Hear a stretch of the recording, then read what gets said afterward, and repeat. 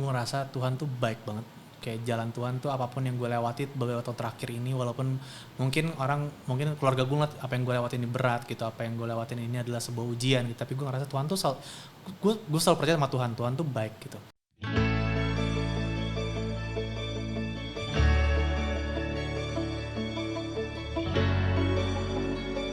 Sisi gue bisa nyanyi, mungkin gue bisa menghibur orang, itu cara gue untuk giving lah gitu.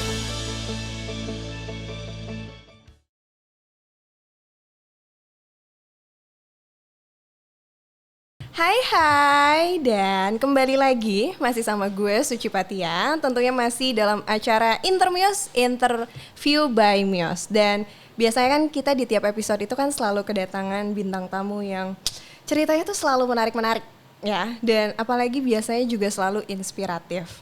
Dan di depan gue ini udah ada penyanyi yang bukan cuma punya prestasi di industri musik, tapi juga ternyata bisnis juga. Ternyata S2 juga, dan ternyata gaul juga. Oh, itu prestasi ya? Itu prestasi dong. Dan ini dia ada Vidi Aldiano. Thank you Suci, how are you? You good? You good. You good. I'm good. You good, I'm good. Yeah.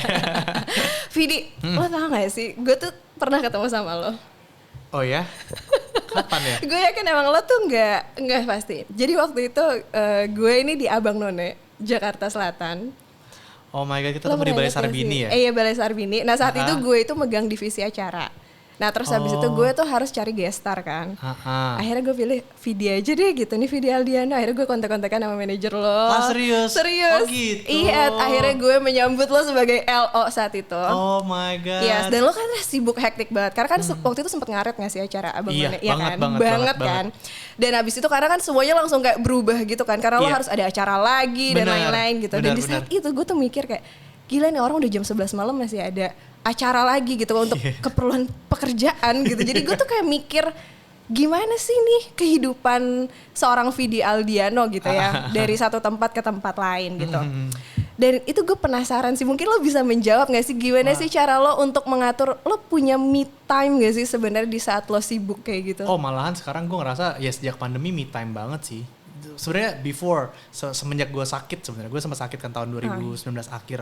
Dan itu dari 2019 akhir 2020 pandemi sampai sekarang 2021 ya pandemi belum kelar juga, me time agak lumayan banyak sih sekarang. Jadi prioritas gue udah lumayan berubah. Dulu kita ketemu waktu itu masih tahun 2019 awal. 19 awal ya. Iya, 19 itu awal. Gue ingat lagi gue masih pakai baju kayak abang apa kayak pakai peci ada sarungnya iya, gitu kan. Iya. Terus lo foto-foto di lorong gitu, terus gue kayak nungguin gitu kayak oke, Mas Vidi ini sekarang ya 15 menit lagi ya gitu.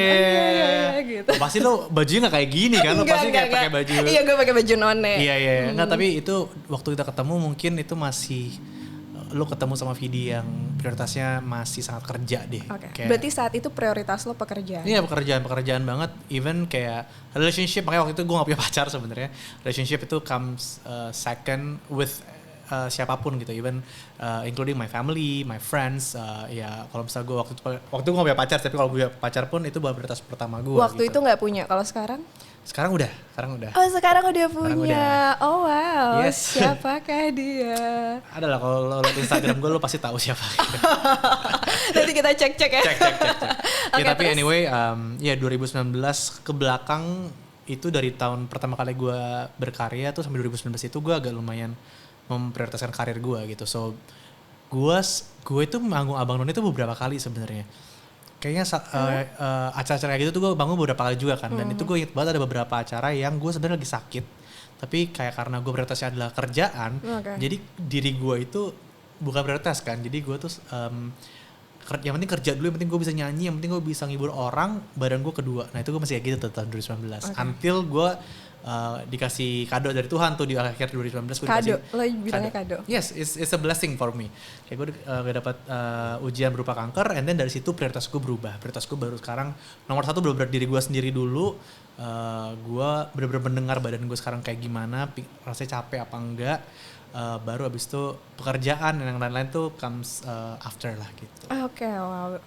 Ini menarik ya, satu kosakata kado di saat mungkin orang melihat ini sebagai ujian, tapi lo melihat ini sebagai blessing. Why? Karena gue ngerasa sejak gue dikasih sakit itu, ya penyakit itu, gue ngerasa hidup gue lebih baik gitu sampai sekarang gitu. Oke. Ya walaupun ya mungkin ya gue punya kanker gitu, tapi maksudnya generally speaking gue ngerasa hidup gue quality of life-nya makin bagus gitu. Gue lebih bisa bersyukur sama apa yang gue punya sekarang gitu. Kesehatan sedikit aja tuh gue bersyukur sekali gitu.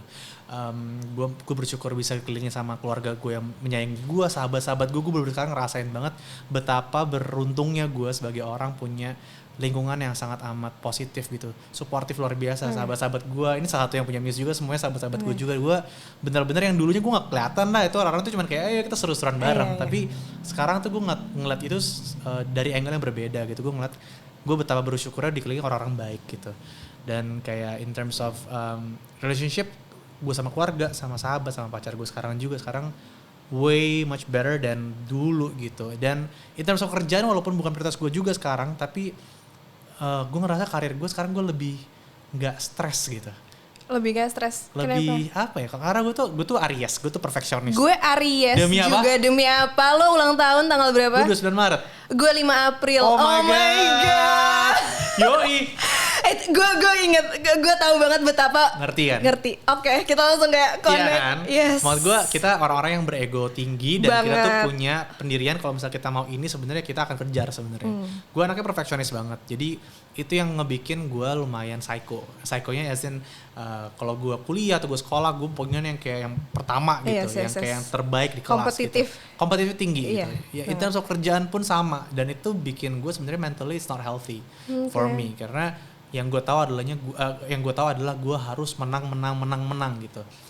Ya kan itu nggak manusia ya sebenarnya. Kan kita bukan. Tapi gue tahu, paham nggak? Ada Ngerti sisi Ariesnya kayak gitu. Paham kan? Paham. Gue juga seperti itu sih, kayak kompetitif, mau selalu jadi yang pertama gitu ya, melihat segala sesuatu tuh kadang menjadi kompetisi padahal harusnya nggak usah jadi kompetisi gitu. Iya, ujung-ujungnya apa sih yang mau dikejar? Yes. Gitu Nah, kan. dan akhirnya itu yang lo dapatkan ketika lo sakit. Iya, dan gue ngerasa bener-bener pertama kali gue sakit, gue dapat berita itu, gue ngerasa 10 tahun gue bangun karir gue dari lulus SMA sampai terakhir itu, apa gunanya ya gitu. Apa gunanya gue ngumpulin misalnya harta gue gitu, banyak, misal gue punya apa A B C D E, apa gunanya ya kalau gue sakit, gue gak bisa jaga diri gitu. Kayak itu gue dikasih kayak ngerasa Tuhan kasih warning gitu ke gue. Dan gue pada saat itu jujur aja gue I'm a very spiritual person gitu. Gue mungkin jauh sama Tuhan, yang gue idolakan, yang gue tuhankan adalah diri gue sendiri. Dimana gue ngerasa kalau gue mendapatkan sesuatu gitu dulu, itu karena kerja keras gue, bukan gara-gara ada faktor lain gitu. Padahal kan sebenarnya kenyataan sebenarnya nggak seperti itu gitu. Jadi gue ngerasa Tuhan bener-bener baik banget kasih tahu gue bahwa you know this is not the way you live sebenarnya. Kalau if you wanna live long enough, I don't think that this is the way gitu. Karena ya bener lah kayak. Bener. Gue inget banget gue manggung di sebuah acara kayak Abang None juga, tapi ini kayak Putri Indonesia atau Miss Indonesia gue lupa. Oke. Gue lagi tipes. Oh my god, dan lo maksain? Dan gue maksain karena jadi gue di panggungnya gue bawa tiang infus di dekor. Jadi gue di backstage itu dokter suster tuh standby. Itu tuh keluarin surat dokter gue buat keluar rumah sakit beberapa jam. Itu susahnya minta ampun, tapi gue maksa, gue insist gue mau manggung. Gimana cara gue tetap manggung? Itu gue manggung di JCC waktu itu. Gue duduk doang, gue tipes, gimana tipes lemes. Gila sih, pasti sih, stres gue dengernya juga. Iya, dan itu gue nyanyi 2 lagu atau 3 lagu, dan itu semuanya tuh gue duduk sambil sok megang tongkat apa, tapi itu infus sebenarnya. Gila, lo profesional banget ya kalau ngomong kerjaan. Buat gue itu bodoh sih. Orang gue menganggap pada saat itu gue profesional. Iya dong, mengutamakan kerjaan dibandingkan diri sendiri. Tapi kalau dipikir lagi, iya sekali lagi ngejar apa sih? That's why lo bilang ini adalah blessings. Jadinya lo punya pandangan yang berbeda terhadap hidup setelah lo sakit gitu. Nah, gue penasaran balik lagi ya. Lo kan nyanyi, lo juga S2 di Manchester ya kalau nggak salah ya kan? Lo bisnis dan balik lagi tadi lo gaul karena teman-teman lo banyak banget ya. Gue lihat ya, lo masih punya waktu untuk networking loh, itu makanya itu sebuah prestasi. Gitu ya? Iya dong, kalau punya teman banyak itu tuh koneksinya oke loh ya. Nah, yang gue penasaran adalah apakah itu karena jiwa kompetitif lo? Ketika lo melakukan banyak hal, di saat menyanyi aja mungkin cukup ya Fit ya, tapi lo terus melakukan banyak hal, bahkan sekarang lo lagi bikin konten-konten YouTube kan? Yes. Nah, yang gue penasaran apa sih bensin yang membuat lo tuh mau selalu melakukan banyak hal di dalam hidup ini? Apakah itu cuma karena penasaran, suka tantangan, atau karena gue orangnya bosenan, atau apa sih? Gue ngerasa gue itu dikasih waktu sama Tuhan tuh 24 jam sehari tuh kayaknya banyak, waktu yang banyak gitu. I feel like I need to be productive while I can gitu. Dan rasanya moto hidup gue dan mungkin keluarga gue tuh lebih ke sedekah sebenarnya. Okay. Sedekah tuh bukan berarti harus uang gitu. Sedekah tuh bisa lu kayak lu ngehibur orang, lu berbuat baik sama orang, lu bagi ilmu ke orang, itu is a form of giving gitu. Jadi buat gue sih pingin selama hidup gue masih ada, gue kan nggak tahu gue ambil berapa gitu. Apalagi kemarin abis gue dikasih blessings itu gue ngerasa oh hidup tuh ya unpredictable ya, bisa aja kayak lo besok bisa udah nggak ada segala macam gitu. So I wanna be I wanna have an impact, I wanna be a blessings to my surroundings, pingin terus giving aja gitu. Dan mungkin karena gue emang talent gue cuman ternyata dia nyanyi atau di mana-mana, ya salah satu cara gue untuk ya gue juga buat orang yang kayak tajir melintir yang kayak duit masa di Clubhouse lo dikenalnya sebagai sultan lo. Itu nggak usah didengerin ya guys. Gue ngapain dengerin itu orang tuh teman gue yang namanya Nino Kayam, Ninoran itu banyak fitnahnya. Terus kayak wah sultan. Gue aminin aja. Nggak apa-apa dong, omongan gue harus diaminin. Nggak apa-apa. Tapi itu gue tadi gue ngomong apa? Oh, gue ngerasa itu kayak ya gue nggak tahu sampai kapan lah hidup gue di sini. So talent gue dari sisi gue bisa nyanyi, mungkin gue bisa menghibur orang, itu cara gue untuk giving lah gitu. Oke. Nah, lo kan tadi kan pengen memberikan impact untuk orang-orang di sekitar lo. Emang lo tuh pengen dikenal sebagai orang yang seperti apa sih? Sebenarnya tujuannya nggak bikin impact, tadi gue agak salah kayak mungkin impact itu adalah suatu bonus yang orang rasakan sebenarnya. Tapi gue pingin gue dikenal sebagai apa sih sosok Vidi itu sebenarnya?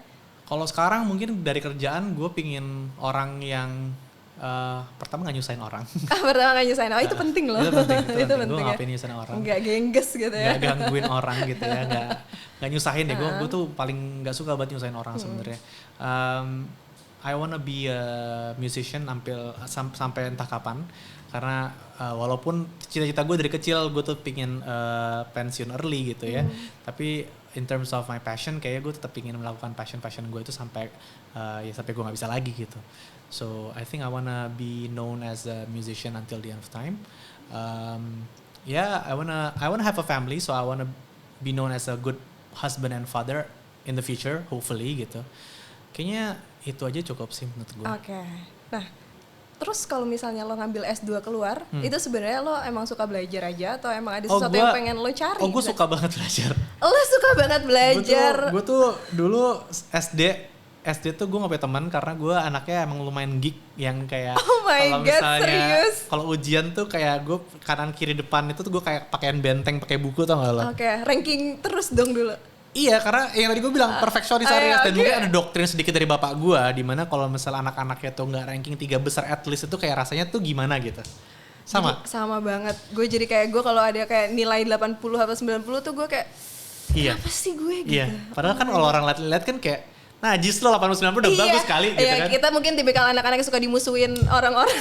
Hence gue gak punya teman waktu SD. Oke, terus habis itu. Musik agak lumayan ngebantu gue untuk bisa lumayan lebih extrovert. Dulu gue SD lumayan introvert gitu. Gue geek banget, tapi SMP SMA masih geek sih, tapi lumayan extrovert lah. Gue masuk band, gue lumayan kayak pede lah di depan orang-orang. Gue punya banyak teman mulai itu SMP SMA gara-gara gue ngeband gitu. Tapi gue tuh anak yang lumayan suka hobi belajar gitu. Hobi mungkin kepo kali anaknya kali ya. Oke, lo punya kayak rasa curiosity yang tinggi. Curiosity gue lumayan tinggi gitu, dan I find enjoyment di dalam gue bikin kayak research gitu, kayak gue bikin tesis tuh gue orang-orang mungkin kayak beberapa teman gue ngeliat itu kayak is a burden for them gitu ya untuk kayak bisa lulus di sebuah institusi. Buat gue nggak sabar untuk bisa bikin tesis dan untuk ngereset sebuah subjek gitu. So I enjoy studying sebenarnya gitu. Jadi S2 tuh udah mimpi gue dari SD sebenarnya. Oh my god, gue SD nggak tahu gue mau jadi apa. Jujur walaupun gue anaknya kompetitif ya. Gue juga nggak tahu, tapi gue pingin aja pokoknya gue pingin S2 karena gue tahu bapak emak gue cuma S1. Gue pingin lebih baik daripada mereka. Even sama my own parents, gue kompetitif gitu. Yes, I know. Di saat S2 tuh kan karir lo tuh lagi naik-naik ya kan? Iya, I don't really care karena itu karir gue tuh buat gue pada saat itu lebih ke ya is a bonus lah. Gue nggak berniat untuk bisa berkarya dari SMA gue lulus gitu, tetap prioritas gue pada saat itu pendidikan dulu. Karir waktu itu comes second.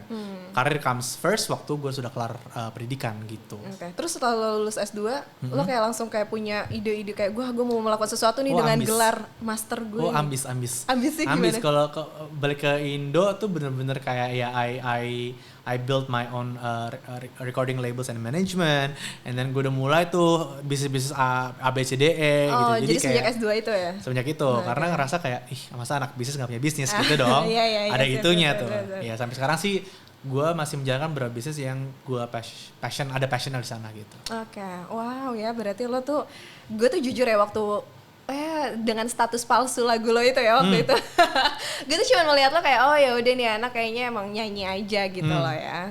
I don't know, maksudnya background ternyata lo tuh well educated, maksudnya suka pendidikan suka pendidikan, suka belajar gitu ya, dan itu oke, berarti rasa kompetitif lo Aries ke Ariesan kita ini kan membawa dampak yang baik gitu. Yeah, dan amin.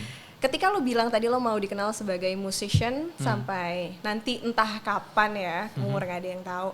Sebenarnya di industri musik sendiri dalam pandangan lo sekarang di Indonesia itu ketat gak sih, Fit? Maksud gue kayak gue nggak tahu paham ya tentang dunia entertainment itu seperti apa. Tapi kan namanya kan kalau namanya di sebuah industri kan persaingan selalu ada. Betul. Ya kan? Talent-talent baru selalu muncul gitu. Nah, lo cara maintain biar lo tuh tetap selalu eksis di dalam industri ini tuh seperti apa? Kayak that's the thing that I don't really maintain it gitu. Kayak gue nggak terlalu yang kayak ngerasa gue harus maintain itu gitu. What I'm doing now sih sebenarnya is just keep producing songs gitu. Kayak gue anaknya, ya itu deh gue bilang gue tetap produktif gitu. Kayak gue belajar beberapa tahun lalu untuk lebih bisa nulis lagu sendiri, bagiin my own personal story gitu, dan kayaknya dari situ sih kayak I think consistency sih. Consistency is key gitu, kayak untuk lebih bisa survive gitu. Karena gue bukan anak yang ngikutin tren sebenarnya untuk dalam bermusik gitu ya.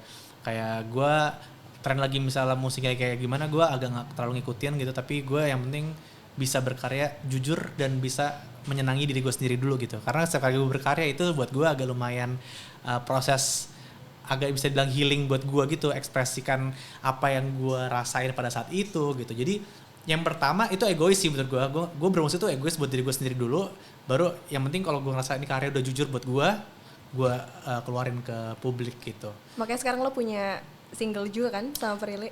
Iya, dan beberapa single gue sama Prilly, ini udah single kedua gue sama Prilly sebenarnya. Judulnya yang terakhir banget gue rilis itu judulnya Keputusan Cintaku.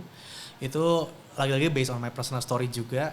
Dan rasanya gitu, ternyata dulu yang lo tadi lihat Status Palsu atau lagu-lagu yang lain tuh yang awal-awal tuh kan kebanyakan lagu-lagu yang diciptakan sama orang gitu. Tapi when you write your own songs gitu, beda ya? Itu beda gitu. Rasanya saat cerita lo dan lo sebarkan ke banyak orang dan ternyata banyak orang yang relate sama cerita lo, dan kayak itu bring impact ke mereka gitu. Entah mereka bisa kayak mengeluarkan rasa sedihnya mereka, mengeluarkan rasa marahnya mereka, atau mereka bisa kayak mengikhlaskan apa yang harus diikhlaskan gitu dengerin lagu lo. Itu buat gue tuh juga sesuatu yang kayak luar biasa sih gitu. Pasti sih, apalagi karya sendiri kan, lo itu sendiri dia. Ya kan, pasti beda lah sama di saat lo nyanyiin lagu orang lain gitu.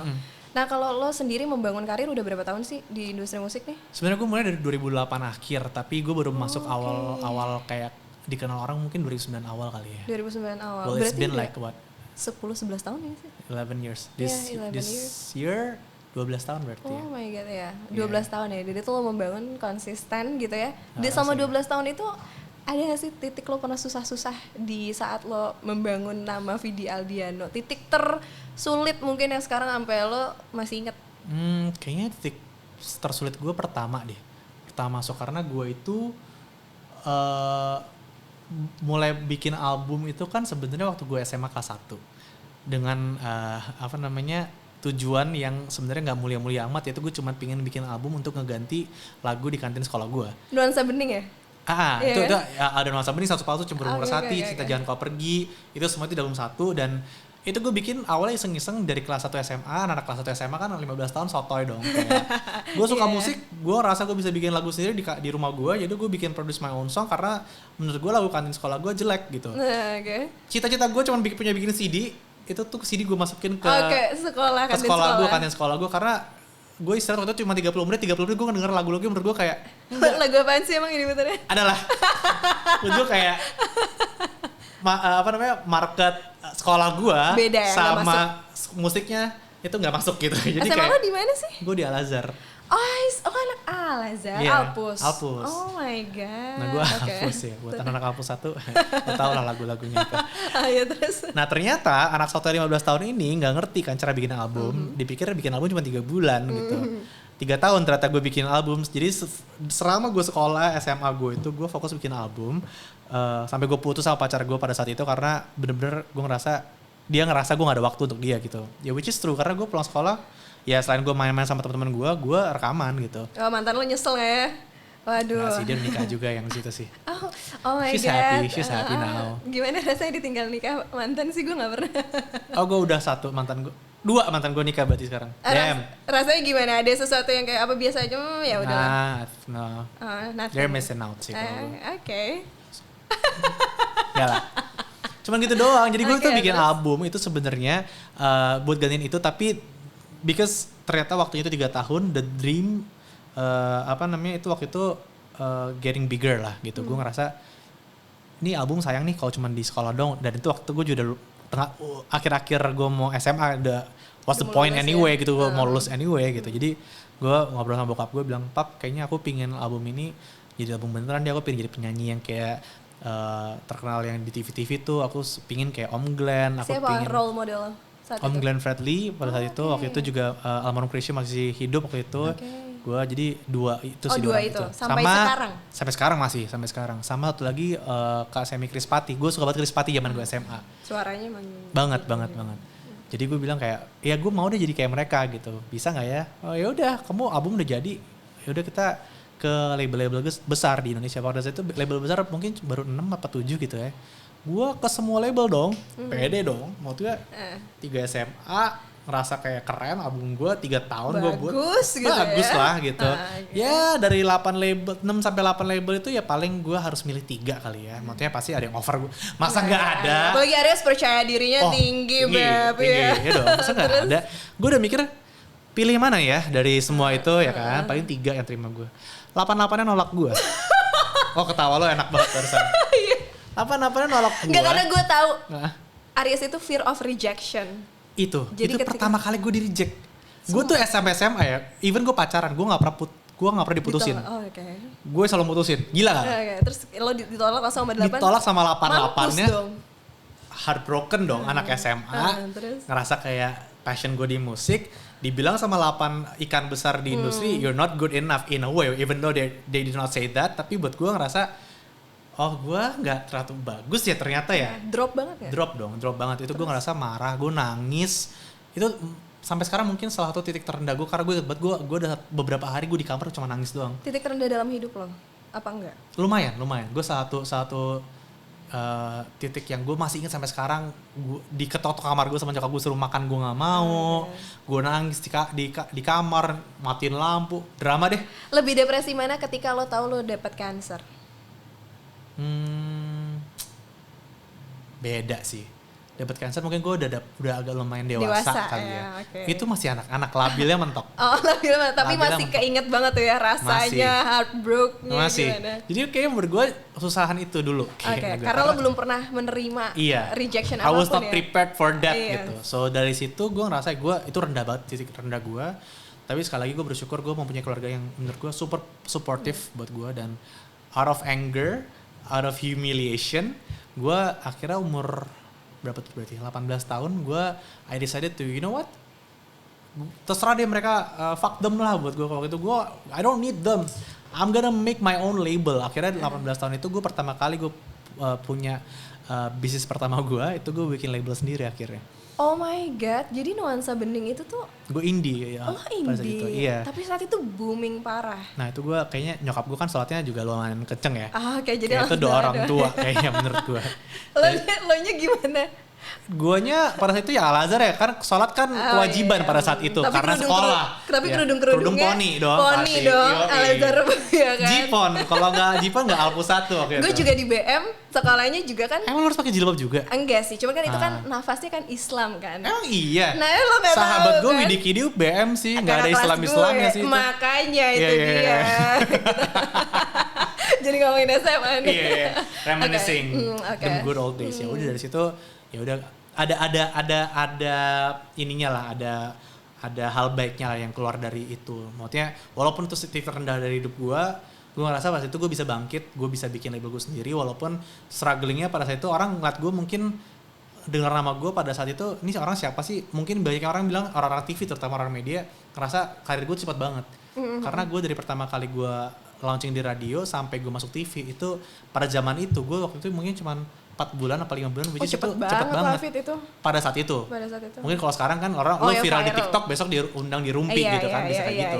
Sekarang dulu kan susah banget. Nah tapi ya itu gue ngerasain banget gue tur Jawa pakai mobil sendiri, gue ke radio satu-satu, gue kayak misi saya Vidi, ini saya punya lagu Jurnal Nuansa Bening, mau dengerin nggak gitu. Gue kayak diam di radio satu Jawa, gue begituin semua. Lo pernah mengalami masa itu? Mengalami, yang tidur di mobil, yang not even kita bother untuk sewa hotel, nggak ada duit. Jadi udah kita ya udah naik mobil keliling Jawa aja, kita kayak kirim-kirim CD demo sendiri gitu. Gila ya, tapi berarti perjuangan lo itu sampai no wonder sekarang lo 12 tahun gitu di industri musik sampai segede ini. Ya amin gitu ya, amin ya. Kan?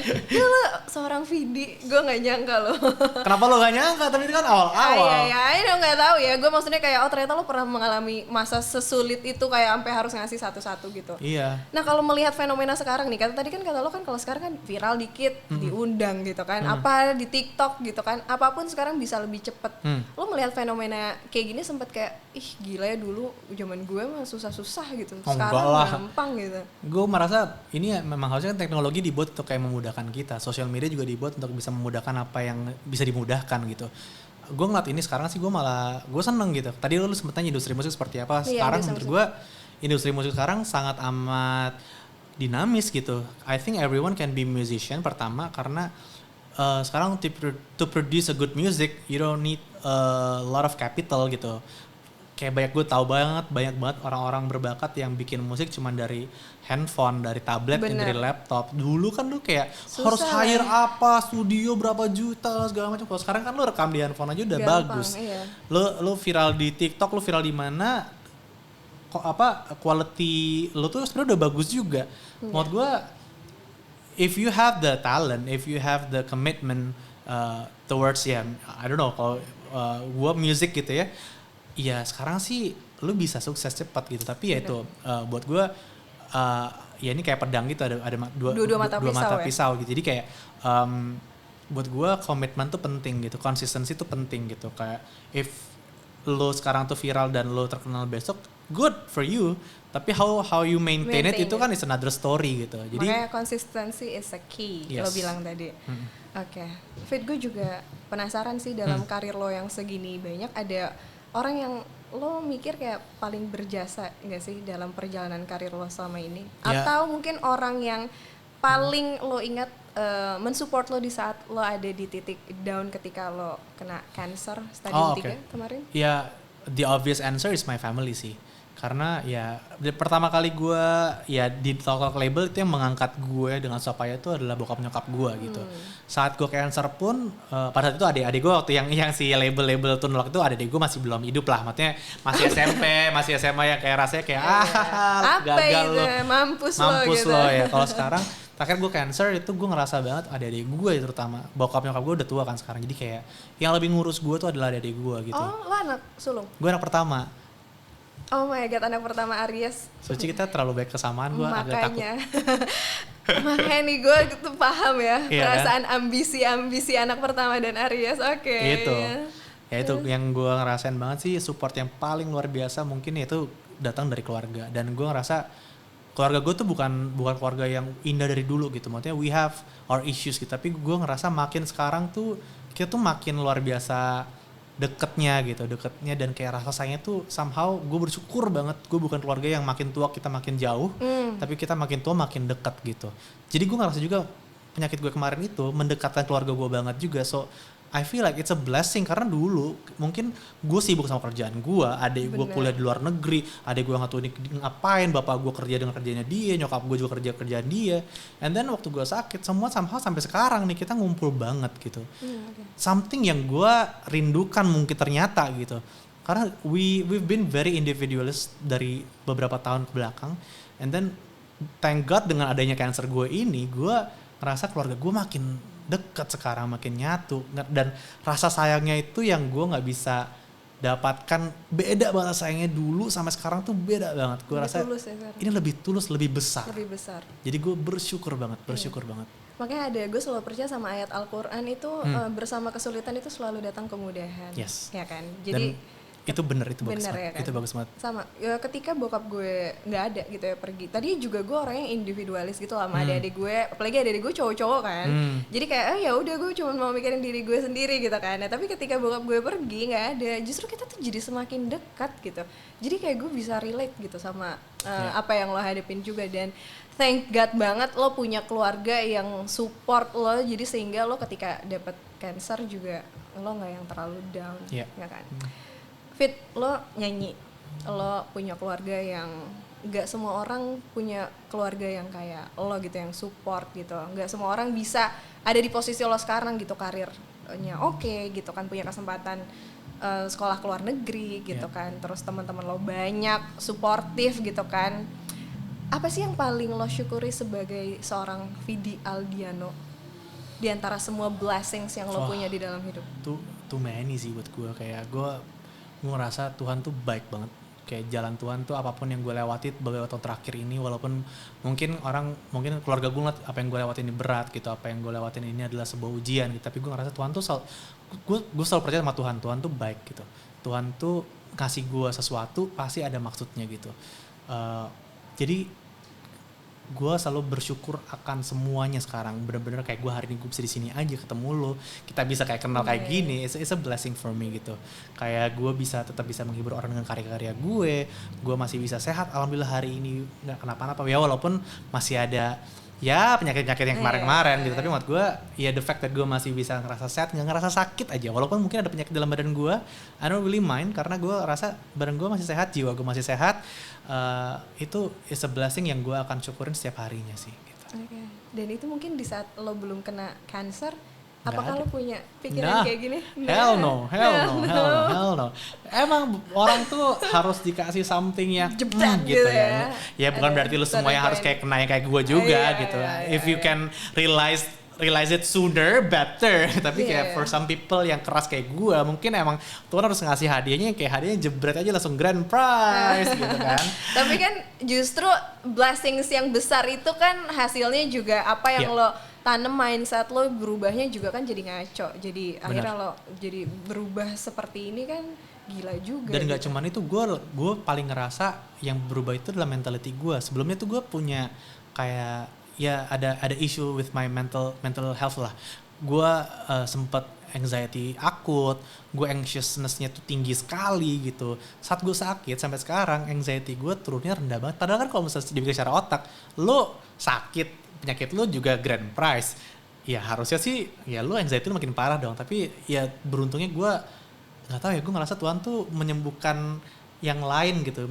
Gue dikasih yang ini tapi gue disembuhkan yang lain. Jadi gue lebih apa ya, less stress sekarang, lebih bisa hidup gitu, hidupnya lebih tenang, lebih ringan gitu sekarang malah. Oh ya, lo lebih happy gitu ya, lebih ceria. Lo dapet anxiety itu gara-gara lo terlalu sibuk kerja atau gimana? Iya, makanya perfeksionis segala macam itu is good di porsinya sebenarnya buat gue.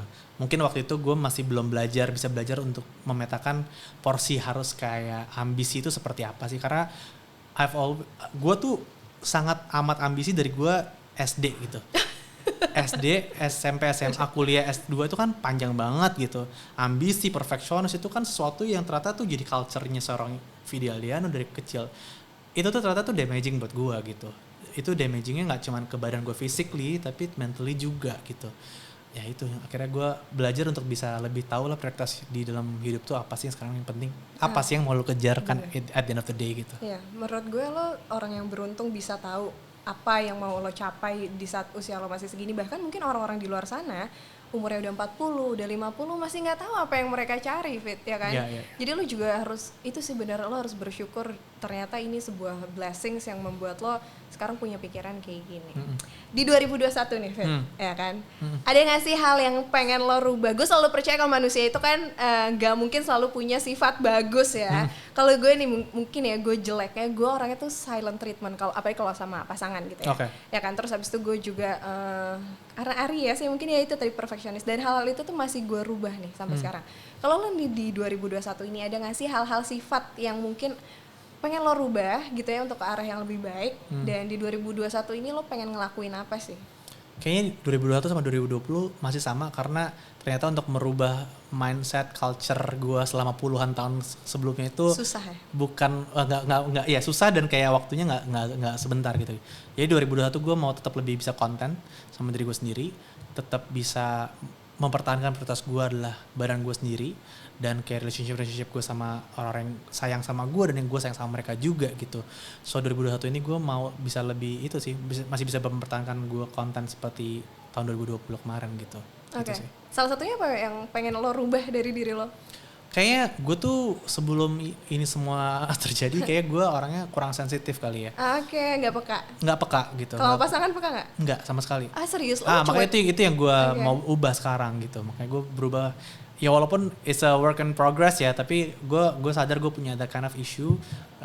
Even nggak usah sama pasangan lah, sama teman-teman gue segala macam. Gue tuh anaknya tuh agak lumayan realistis, dan kalau ngomong ya udah seadanya aja gitu.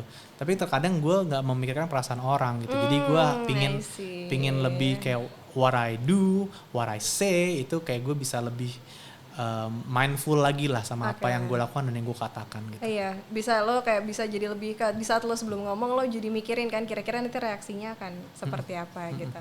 Nah, ngomong-ngomong pasangan nih, ini mungkin jadi pertanyaan terakhir nih dari gue. Ketika lo cuek kalau sama pasangan? Iya, karena dia lebih, dan percaya nggak percaya dia lebih cuek daripada gue. Oh iya?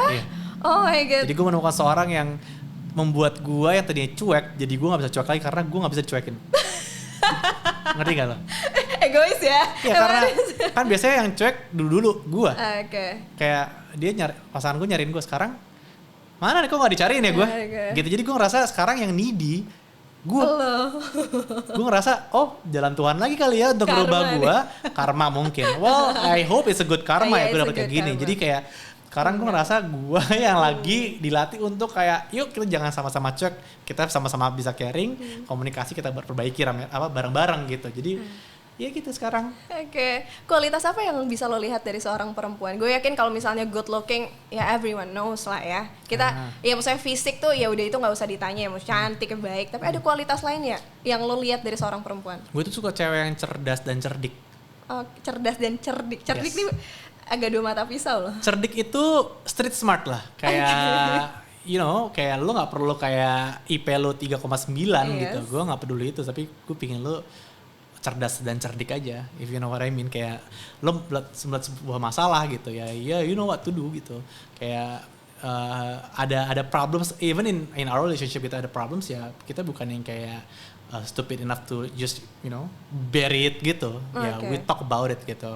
As a orang yang beredukasi gitu. Jadi kayak gue sih suka cewek-cewek yang smart gitu. Yes.